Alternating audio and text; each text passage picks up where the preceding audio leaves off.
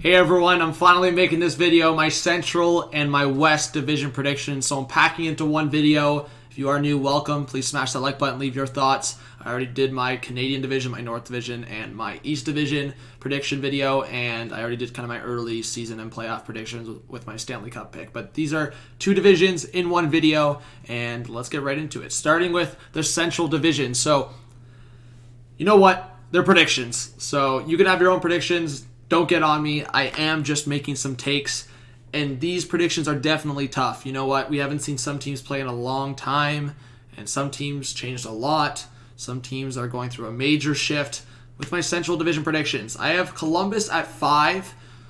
I have them just missing, and I think it's going to come down to like Columbus, Florida, Nashville, and like Dallas maybe for those kind of last two spots.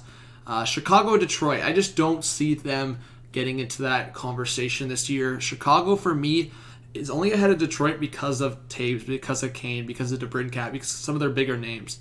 I actually think the Red Wings are maybe more balanced than the Blackhawks, and I would take the Red Wings goaltending, definitely. Like, it's no debate. I would take Bernier and Thomas Greiss over whatever mess Chicago has in goaltending. And I'm not saying someone doesn't step up. Maybe Delia or maybe Subban or someone in Chicago steps up this season, but for now, the Red Wings have the better goaltending tandem, but Chicago has the stars still. So I'm going Chicago at 7, Detroit 8, Florida 6. I think Florida did make some strides, but they've made weird moves, losing Trocheck, losing a couple other forward pieces, Hoffman, Dadonov. So for me, it's just like Florida, I don't know if they have enough. Like, I don't know if they have enough of the depth. The defense group is still not great, and we don't know what Bobrovsky we're going to get. So I just think that's kind of the question mark for me.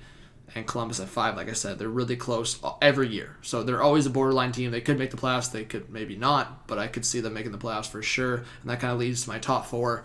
Dallas has some injury concerns every year, and going into this year, Sagan is that injury issue. But I do think they'll still make it. And Nashville, for me, they just have a lot of depth. Like, they brought in a couple pieces. I think the goalie tandem is still there with Saros and Rene. Like, percentage-wise and probability, like one of those guys will hopefully step up and carry. And the defense group for me is still like at least top 15, maybe top 10 in the league for sure. Like, I would say Nashville's defense core is top 10 in the league with Ellis, Ekholm, Yossi. You got Fabro coming to the picture. So Nashville's defense core is decent. But I think Tampa and Carolina for me, I don't know how you could make an argument that those, like, you could make an argument for Dallas, I'd say, just based on making it to the Cup final, and they still have a great team. Obviously, they didn't change much.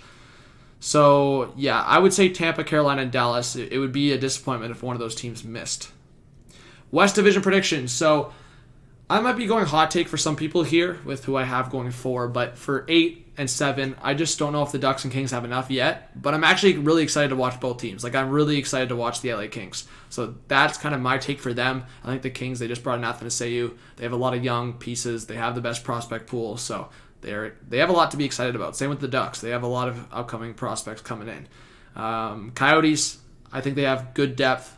They have an underrated defense core. Obviously, their goaltending duo has been one of the better tandems in the league, especially in recent time, like last year.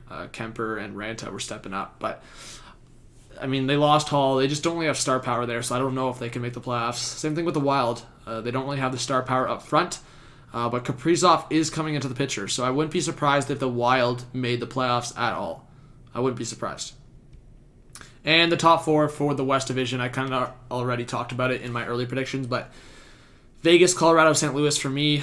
I think for anyone, those 3 are basically a lock. I think something crazy would have to happen if those 2 or 3 teams, I should say, are going to miss. San Jose for me is the team that could sneak in. I'll say 3 reasons why, and you guys can debate in the comment section if you want.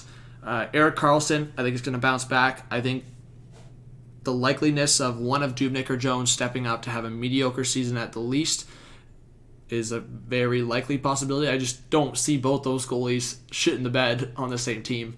And for the forward group, they had so many injuries. I think if you look back to their main core, Couture, Hurdle, Meyer, Evander Kane, possibly LeBanc stepping up, I just think they have too much talent in that top 6 to suck. So they might not make the playoffs, but I have them sneaking in based on that. Let me know what you think. I just wanted to go over my predictions, get this video out, and let's move forward. I'm so excited to get into the stream. Smash the like button, subscribe if you're new, do all that good stuff. This was John from Hot Take Hockey. I hope I'll see you soon. Peace out.